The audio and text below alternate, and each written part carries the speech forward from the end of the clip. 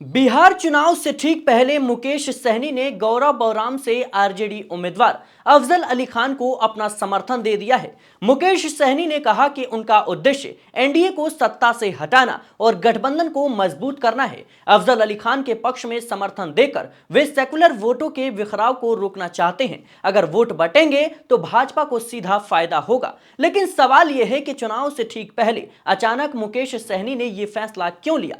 जब आप इसका जवाब जानेंगे तो आपको समझ आएगा कि आवाज उठाना कितना जरूरी होता है, अपने हक के लिए, अपने वजूद के लिए, अपनी भागीदारी के लिए। दरअसल आरजेडी ने पहले अफजल अली खान को अपना नामांकन वापस लेने के लिए कहा था। ऐसा ना करने पर आरजेडी ने उन्हें 6 साल के लिए पार्टी से बाहर कर दिया। रिपोर्ट के मुताबिक अफजल अली खान को पहले ही सिंबल मिल चुका था और उन्होंने अपना नामांकन भी दाखिल कर दिया था। बाद में सीट शेयरिंग फॉर्मूले के तहत यह सीट वीआईपी के खाते में चली गई और मुकेश सहनी ने इस सीट से अपने भाई संतोष सहनी को उम्मीदवार घोषित कर दिया। आरजेडी लगातार अफजल अली खान को चुनाव नहीं लड़ने के लिए दबाव डाल रही थी। नामांकन वापस लेने से इनकार करने पर राष्ट्रीय जनता दल ने बिहार विधानसभा चुनाव के बीच अफजल अली खान को 6 साल के लिए पार्टी से बाहर का रास्ता दिखा दिया। इसके बाद भी अफजल अली खान पीछे नहीं हटे। नतीजा यह हुआ कि उन्हें जनता का भरपूर समर्थन मिलने लगा। गौरव बौराम की जनता ने उनके लिए आवाज उठाई। जमीन से लेकर सोशल मीडिया तक लोगों ने आरजेडी के इस फैसले का विरोध किया। लोगों ने आरजेडी पर दबाव बनाया और मुस्लिम नेतृत्व को लेकर तेजस्वी यादव से सवाल पूछने शुरू कर दिए। इसी परिस्थिति को देखते हुए मुकेश सहनी ने मंगलवार को प्रेस कॉन्फ्रेंस कर घोषणा की कि अब उनके भाई संतोष सहनी चुनाव नहीं लड़ेंगे और वीआईपी पार्टी अफजल अली खान का समर्थन करेगी। सुनिए जरा। बाद भी आपके कहने पे तेजस्वी यादव ने अफजल अली को निष्कासित कर दिया। उसके बाद कौन सी मजबूरी थी कि आप अपना नाम वापस ले लिए? तो पहले भी हो सकता है। नहीं, देखिए, हम लोग बहुत कोशिश कर रहे थे अफजल अली जी को समझा दे और यहाँ पे हमारे छोटे भाई लड़े, लेकिन वो नहीं समझे और मुझे लगता है कि वो ना समझ पाए तो दूसरे पक्ष को हमने समझाया और दूसरा पक्ष संतोष सहनी समझ लिए हैं।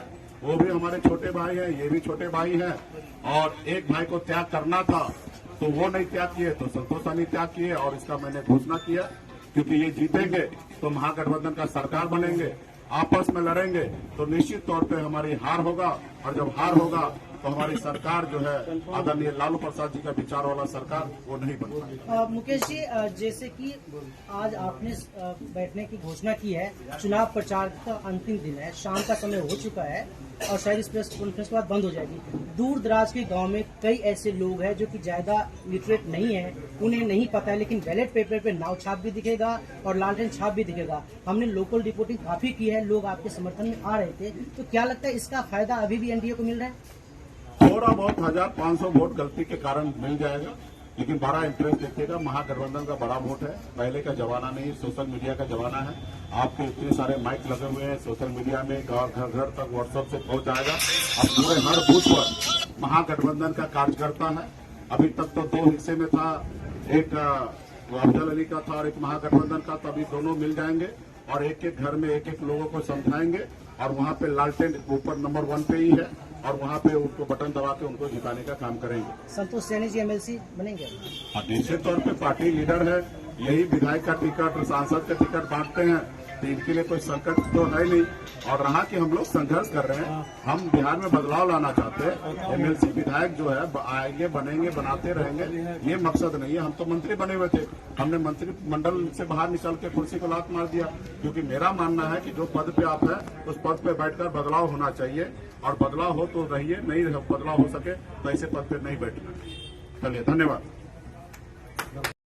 इधर महागठबंधन पहले से ही सवालों के घेरे में था, क्योंकि 2% वाले मुकेश सहनी को उप मुख्यमंत्री चेहरा घोषित किया गया, लेकिन 18% वाले नेताओं को आखिर क्या मिला, यह सवाल था। नतीजा यह हुआ कि खुद तेजस्वी यादव को कहना पड़ा कि उनकी सरकार बनने पर एक मुस्लिम उप मुख्यमंत्री भी बनाया जाएगा। उन्होंने मिलत टाइम्स से बातचीत में इस सवाल का जवाब भी दिया। सुनिए जरा। सब लोगों ने सपोर्ट किया, लेकिन अब इल्जाम लग रहा है कि आरजेडी एम-वाई समीकरण में वाई को आगे बढ़ा रही है, एम को सपोर्ट कर रही है। टिकट बंटवारे पर एतराज़ हुआ कि सिर्फ आपने 18 मुसलमानों को टिकट दिया, नहीं सिर्फ 12%, और डिप्टी चीफ मिनिस्टर की बात आई तो किसी भी मुसलमान का ऐलान नहीं।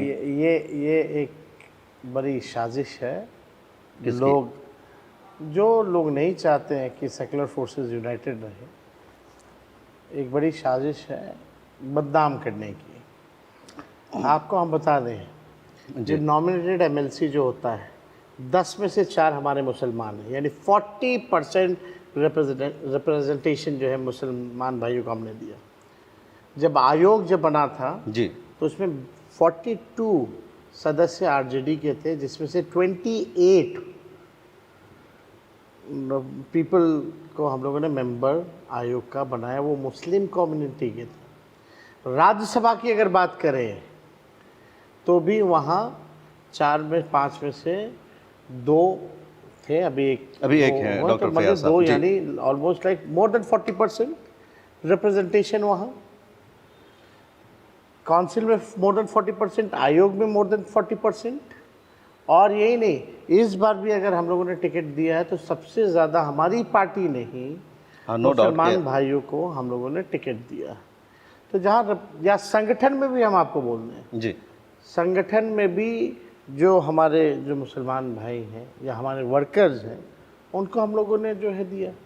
आज भी 2nd नंबर पे एक पोस्ट में अब्दुल बारी सिद्दीकी जी हैं। संगठन में राष्ट्र अध्यक्ष के बाद अगर कोई है, लालू जी के बाद अगर कोई सबसे बड़ा ओहदा अगर पार्टी में रखता है तो वो अब्दुल बारी सिद्दीकी जी हैं।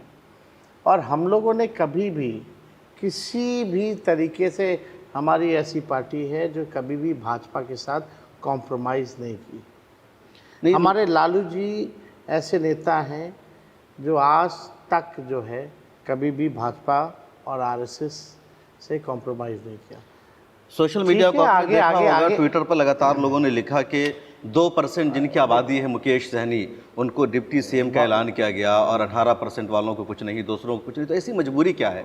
मुकेश सहनी आपकी इतनी जरूरत क्यों बन अनाउंसमेंट क्या था ज़रा बताना। गई? एक जुमला ये भी था कि और एक भी मिनट, लोगों से जुमला क्या होता है? ये आप थोड़ा इसको वापस लीजिएगा, अच्छा ठीक है, ज़रा ऑफिशियली ज़रा देखिएगा। मतलब मुकेश साहनी जी के अलावा भी जी, और भी कम्युनिटी से हम लोग डिप्टी चीफ मिनिस्टर देंगे। तो और क्या इसमें आपने एक जो 2% की बात को बना दिया, 18% को नहीं बनाया, इस बात को बीजेपी तो बोल रही है, उनके ट्रोलर्स भी तो यही बात बोल रहे हैं। वही एक मिनट सुन लो, पूरी बात सुनो। वही ट्रोलर्स तो ट्रोल करते थे कि पाकिस्तान चले जाओ, वही ट्रोलर्स घुसपैठिया बोल रहे थे ना। आज वही ट्रोलर्स वो बात कर रहे हैं। क्यों बात कर रहे हैं? तो उनको मौका मिल गया। हाँ, उनको आवाज तो मुसलमानों ने उठाई, तो उनको भी एक मौका मिल गया। सुन लीजिए, मौका अगर मिला है तो अच्छी बात तो नहीं है, लेकिन उनकी चिंताओं को भी हम लोग दूर कर देंगे। तो क्या आप मिलर टाइम्स के प्लेटफॉर्म पर ये कह रहे हैं कि अगर आपकी सरकार बनती है तो किसी मुसलमान को भी आप डिप्टी चीफ मिनिस्टर बनाएंगे? आपको क्या लगता है? सारी चिंताओं को दूर किया जाएगा। आपको हम सीएम बना देंगे, चिंता मुक्त कर देंगे। तो सुना आपने किस तरीके से पहले तो तेजस्वी यादव पर जब दबाव बना तो उन्होंने इस बात को कबूला कि सरकार बनने के बाद कहीं ना कहीं एक मुस्लिम उप मुख्यमंत्री भी बनाया जाएगा, मुस्लिम नेता को भी आगे किया जाएगा।